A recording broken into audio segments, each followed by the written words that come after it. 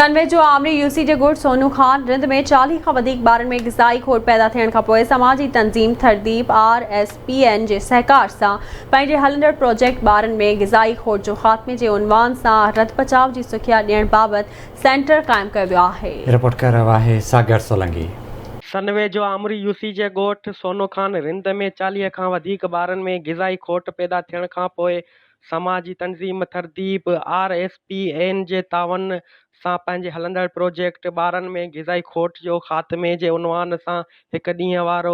सही नमूने सां रिथ बचाव करण जे लाइ सिखिया सेंटर मुनक़िद कयो वियो, जंहिंमें समाजी तंज़ीम थरदीब जी प्रोजेक्ट ऑफिसर शहनाज सियाल, ज़िले इंचार्ज ईरम नाज़ समेत न्यू सुनहरी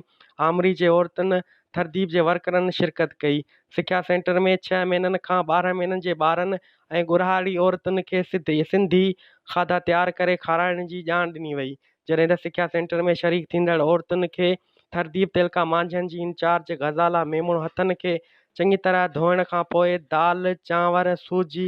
खिचड़ी, आलू, पालक में पराठो ठाहिण समेत मुख़्तलिफ़ खाधा तयारु करणु सेखारिया, जॾहिं त ज़िले इंचार्ज शहनाज सियाल औरतुनि ॿारनि में पैदा थींदड़ बीमारियुनि ऐं उन में पैदा थींदड़ ग़िज़ाई खोट बाबति औरतुनि खे ॼाण ॾिनी। अॼु असां हिकिड़ी एक्टिविटी रखी आहे हिन ॻोठ में त कहिड़ा मतिलबु खोराक जेका आहे त असां माना उन्हनि खे ॿुधायूं त पंहिंजे ॿारनि खे तयारु करे खाराइनि त जीअं इन्हनि जी सिहत माना सुठी रहे। त 6 खां वठी 12 महीननि जी जेके ॿार आहिनि उन्हनि खे कहिड़ी खोराक ॾिनी वञे उन जा अॼु असां उन्हनि खे खाधे पचाइण जी तरकीब ॿुधायूं था। इन खां अलावा जेके असांजूं पेट वारियूं औरतूं आहिनि ऐं खीर पीआरींदड़ औरतूं आहिनि उन्हनि जी पंहिंजी खोराक कहिड़े तरीक़े सां करणु घुरिजे उन जे बारे में बि अॼु असां खाधे पचाइण जी तरकीब इन्हनि खे ॿुधाईंदासीं। 6 महीननि खां वठी 9 महीननि ते जे ॿार जे लाइ हिननि खे सूजी ठाहिणु सेखारी आहे, जेका सूजी 6 महीननि खां 9 महीननि जो ॿारु खाए। उन खां पोइ 12 महीननि खां वठी 24 महीननि जो जेको ॿारु आहे उन जे लाइ खिचड़ी कीअं तयारु कजे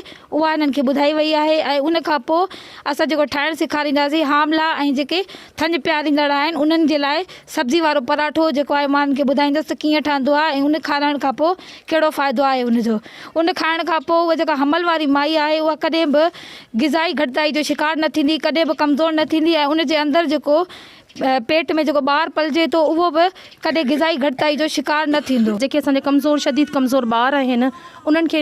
इन ग़िज़ाई किलत खां कीअं बचाए सघिजे, छाकाणि त ॿार जो इलाजु जेको आहे उहो पोइ थो अचे, पहिरीं उनजी आहे एहतियात त ॿारनि खे शदीद ग़िज़ाई किलत में वञण खां ई बचाइजे। ऐं जेके हामला ऐं खीर पीआरींदड़ औरतूं आहिनि उन्हनि में रत जी कमी थी वञे थी त उन्हनि जी खुराक खे बहितर बणाइजे ताकी जेके अहिड़ा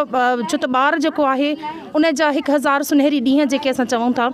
त उन्हनि में इहो आहे त ॿार जेको माउ जी पेट में ई आहे त तॾहिं खां ई हुनजो जेको आहे उहो